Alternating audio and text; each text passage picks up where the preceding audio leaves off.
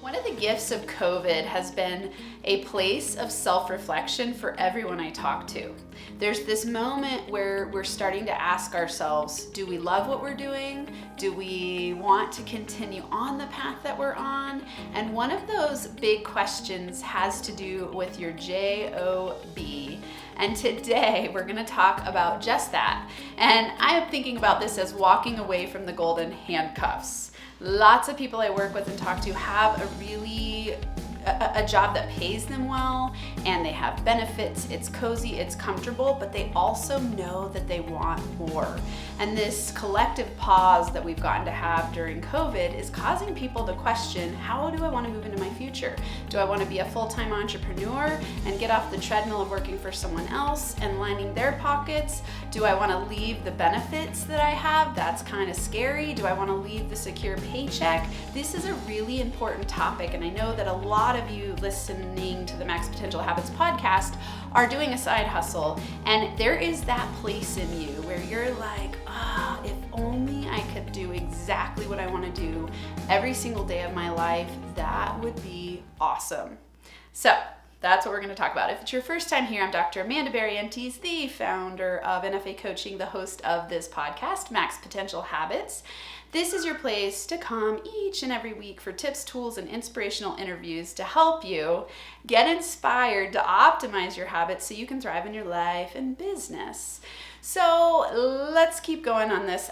One quote that inspired me for this specific episode is from Steve Jobs. He says, "For the past 33 years, I have looked in the mirror every morning and asked myself, if today were the last day of my life, would I want to do what I am about to do today? And whenever the answer has been no for too many days in a row, I know I need to change something." I think this is such an important self-reflective question. Are you waking up every day inspired, alive, on fire, thriving, and going like, yes, yes, yes, yes, yes, I love my job. I love what I'm doing in the world. I love my business. Maybe you love having a job and a side hustle. Maybe you're in the process of transitioning your side hustle to a full-time business where you're the CEO of a team. Whatever it is for you, I want you to really reflect on if this was the last day of your life and you were looking back and thinking, was I fulfilled? Did I make an impact? Did I have the income that I wanted to have? Did I get to do what I wanted to do every day? Is that your life? Or are there a lot of days where you wake up filled with a sense of dread, with a sense of irritation and resentment and frustration, and feeling like you want to procrastinate all day long because you don't like what you're doing? If that's the case for you, let's talk about that because that is no way to live life. I've really been thinking a lot and talking a lot with the people I work with about this part of fun and playfulness. And I know in previous podcasts recently, I've been talking about for you to manifest what you want to manifest, you got to raise your vibrational frequency so that you can step into a different field of attracting different things you want to attract your way. That is impossible to do if you don't like the work you do every day. We spend a ton of time at work. That it becomes like, if you work with a group of people, it becomes your surrogate family. You commute there, so you spend time driving there, you spend time at work, you spend time with the people around you, absorbing everything that's going on there. This is the skills you're building, this is the life you're creating, and you only get this one short life. I know sometimes it seems long, let's say you live 100 years, which would be a pretty long life, you still only get 100 years. And do you want to live every single day in bliss and joy and inspiration, or do you want to live it in dread and fear and frustration? I choose to be in the place of not fear. I choose to be in the place of faith and flow. So I think about fear and faith as being opposite, and fear and flow as being opposite sides of what you could create in your life and business. But it takes you being willing to let go of the golden handcuffs, right? So you've got to walk away from the golden handcuffs.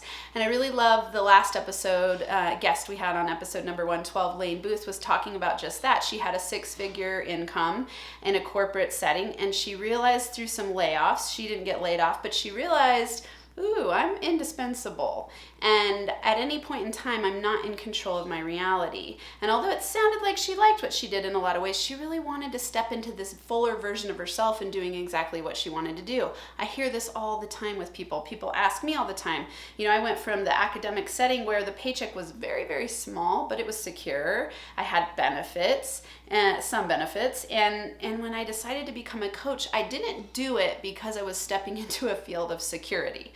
Yes, long-term security and doing what I love, that's why I stepped into it, because I thought, okay, what kind of impact do I want to make? What kind of inspired day do I want to have? And who do I want to be in control of my life? Me. I want to be in control of my life and business.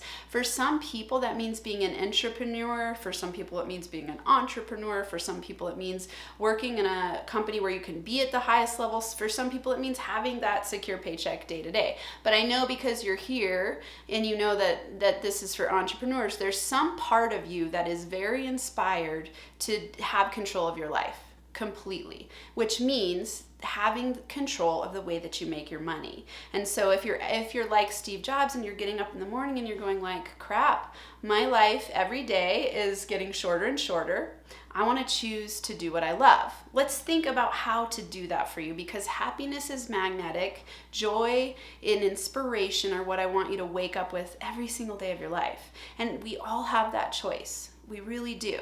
It could be that you're stuck in a situation where you feel like you can't escape. I want you to start thinking about a transitional plan. Here's the action plan for you. If you're stuck, let's say you're walking away from gold in handcuffs, and what that usually means is that you have a really high-paying job and that you have benefits and that it's pretty cozy and comfortable, and it's hard to walk away from that because you're like, well, crap, I'm going to be giving up all this security. I'm going to be giving up my benefits. Potentially you have benefits for your whole family. That's pretty hard to walk away from. It's a little bit easier when you're a person who's working a job you hate and it doesn't pay that well and you don't have benefits. You're like, okay, I'm taking the leap. For me, when I walked away from my academic, I was an instructor, and it's very well known that adjunct professors and instructors don't get paid very well.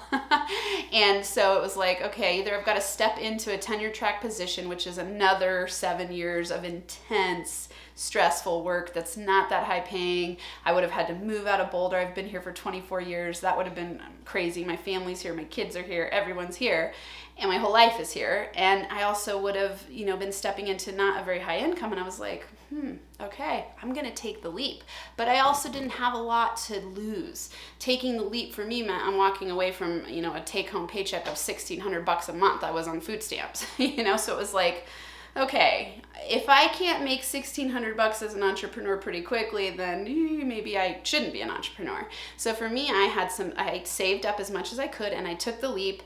And my transitional plan, which I want you to create if this is where you're at, my transitional plan was, okay, I've got 3 months to make $2,000 a month, to start making that much, because I could live on that amount at that time. So I want you to come up with a transitional plan. And for me, it was like, I'm all in. So number one, I want you, and my mantra, decide, commit, take action.